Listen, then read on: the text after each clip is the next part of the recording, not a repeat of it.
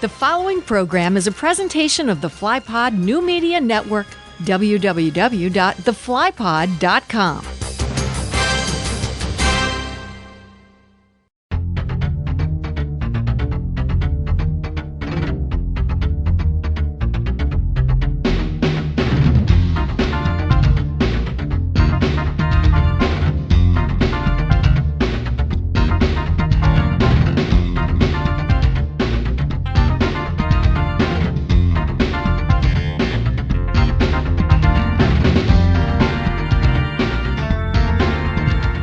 My name is Elbert Lewis Jr.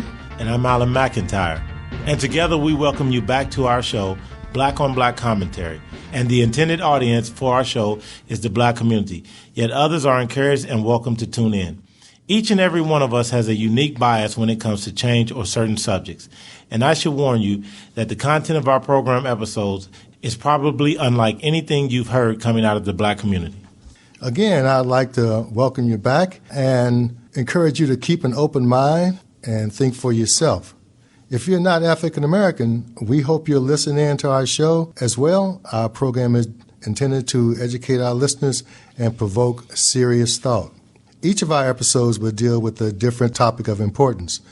Are you ready for some open and honest Black on Black commentary? Great, because it's time we talked. Elbert, I'm noticing that a growing number of people in the Black community are beginning to take a second look at the Republican Party and at conservatism. And I see it within my personal life as I see many friends and actually many people that I encounter are beginning to identify with the Republican brand. In particular, when an informed conservative like myself has the opportunity to lay out an argument for why they need to take a look at the Republican/conservative brand. What do you think about that? Well, you know, I've been a conservative for most of my life, most of my adult life. And I understand what you're saying because I see it in some of my family and friends when we're talking politics. I see that a lot of them agree with a lot of conservative issues and stances on the issues. But I see a reluctance, a fear, possibly, to embrace conservatism wholeheartedly because they almost feel like it's a betrayal. They've been taught that. Absolutely. They've been taught that. I won't say brainwashed, but they've definitely been taught over. Well, no, they've definitely been brainwashed. I didn't want to say that because say what it denotes to me a weakness in observing reality and coming to your own conclusions about what's best for yourself and your family. Well, you know that weakness does exist. Yeah, it exists in quite a few. As a matter of fact, it's very prevalent because 93 to 97% of blacks vote Democrat. Let me help you solve this dilemma. Let's just call it indoctrination. Oh, okay. That's a little easier for me to swallow. To digest? Yeah, right. Because I hate to think that 93% or 97% or whatever of black people have been brainwashed. Let's say indoctrinated. Well, whether you call it brainwash or indoctrination, at the end of the day, they're vulnerable. Yeah, the results are the same. They're voting as a block in lockstep and not really thinking it through. Hey, hold on. They're political chumps. Malcolm X said they're political chumps. Yeah, and to a certain extent, you're right. But I don't know. This Trump popularity, and we can throw Ben Carson into that. Is that indicative of the new support for conservative issues for the Republican Party? Is this all part of it? I'm not sure. Absolutely, because you know what? I have a lot of you can go on Facebook and see a lot of black people putting their support behind Trump. You can begin to see a lot of black people putting their support behind Carson, even Cruz. And, you know, I just had my barber said to me the other day, hey, man, it's Ben Carson. He said he loves what Trump is doing, that whole in-your-face style, but he loves what Carson is saying, too.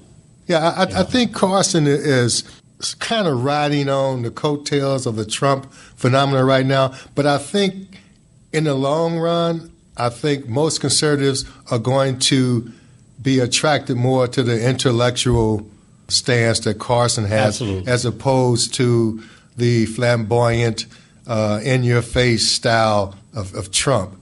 Right. But is their popularity, is it a popularity born of their personalities, what they have bring to the table, or is it discussed with the current Republican leadership, especially leadership in Congress? Well, let me say this. Many people in the black community are now beginning to figure out that that the Democrat Party has led them astray. Mm-hmm. Now, people like myself, I'm very disgusted with the Republican establishment. Right. Okay. Right. I'm not an establishment person. I'm a rank and file Republican. So I identify with the message that is truly conservative. Okay. And it's very easy for people like myself, and I try to teach other people, to be able to discern between the establishment and the non-establishment people. And it's real simple. The best thing I can say is the establishment people are what kind of like country club people, and the non-establishment people are just your everyday working Joe type of individual. That has conservative values. Right.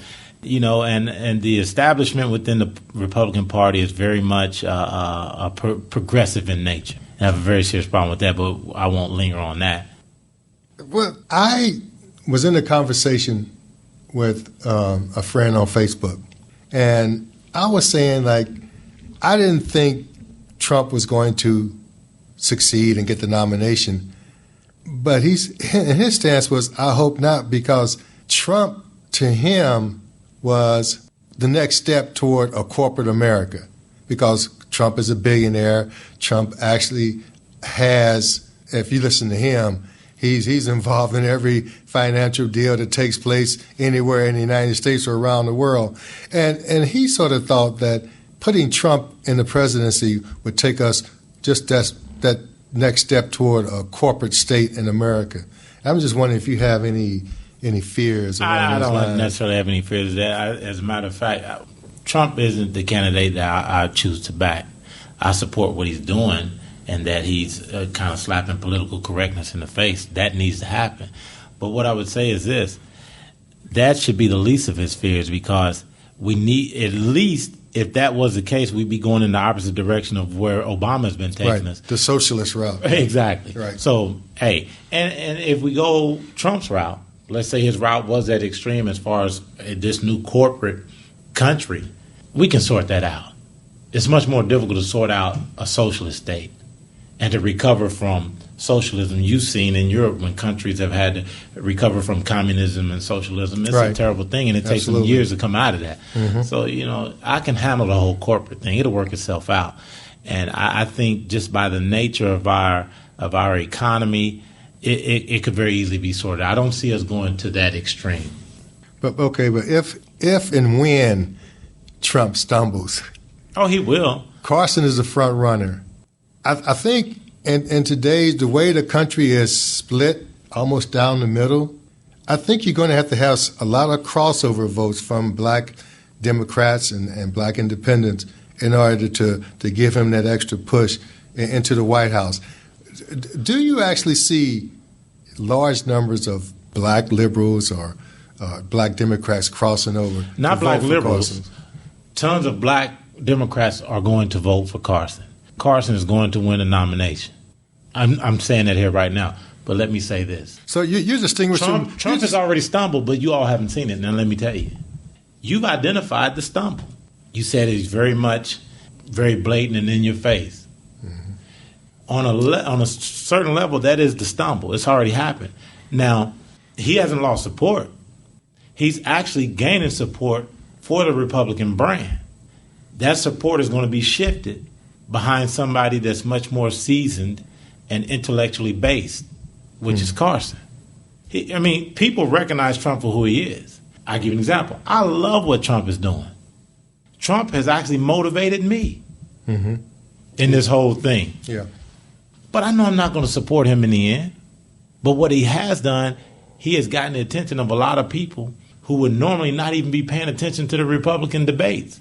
That's true. That's good, because that's going to give more exposure to the Republican brand. In particular, it's going to give more exposure to, I think, to two individuals that I'm really behind. That's Carson and Cruz.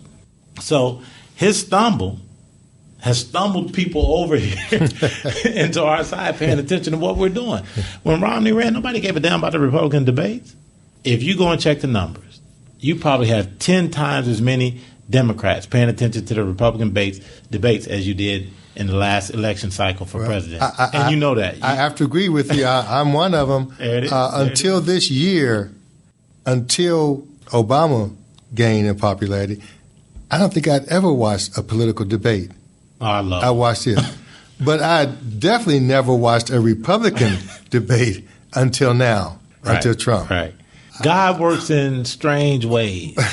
But and I'm telling you, Trump is a godsend. I listen to a lot of my conservative friends. They're so pissed off. Oh, Trump, he just says anything. He just does this and that. I say, you all do not even realize he is a blessing in disguise. You didn't have people paying attention to our debates until Trump came along. Thank you, Mr. Trump. Yeah, Trump is kind of shaking the cage, and he's aroused a lot of energy on the Republican side.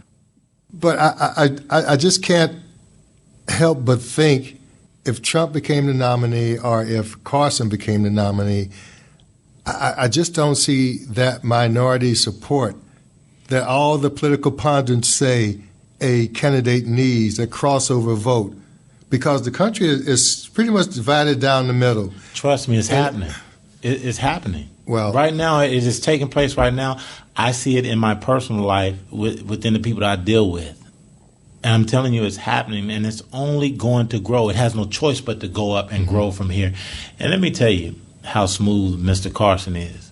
Notice Mr. Carson hasn't taken the opportunity to attack Trump. Because if Mr. Carson attacks Trump, he attacks himself. I already explained to you how Trump is leading people over to our side and actually giving people like Carson exposure.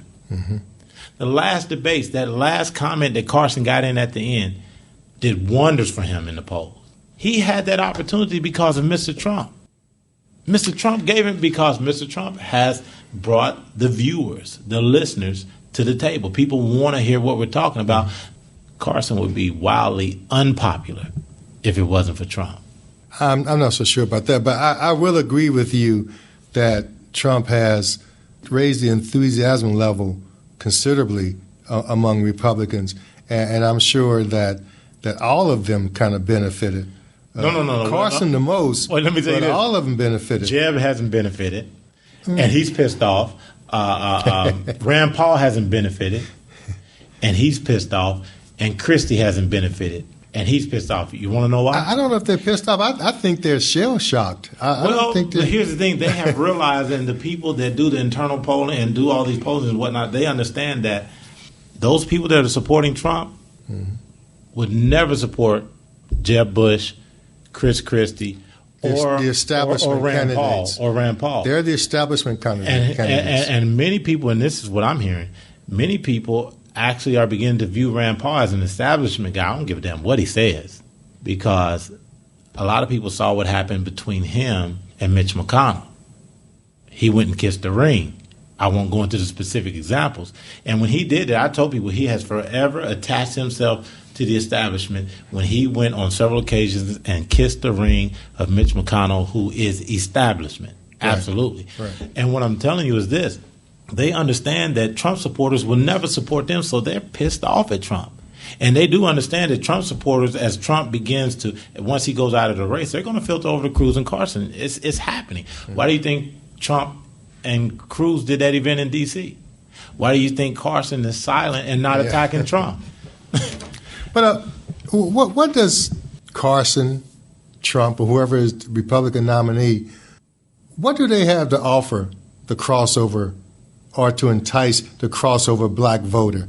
That's opportunity. That's the part that I'm missing. Opportunity, the American dream, because the people that have gotten to the American dream, and I've heard you kind of touch on this in other episodes, they got there by following, for the most part, a specific script, and as living your life a certain way. And they are proponents of that, living your life, taking a certain approach to your life, following a certain script. Okay, thinking about that, then I would say Carson would definitely be the better candidate. Look at his life. Right. He is a prime example that raised in poverty, he took the reins of his own life. Obama didn't come that route. Right. Everything was happening to that and neither did Trump. man. Right. Trump was born with a silver spoon in his mouth, inherited millions, company already. If you want the blueprint for how to be successful as a minority in the United States of America, then damn it, you better get behind Ben Carson.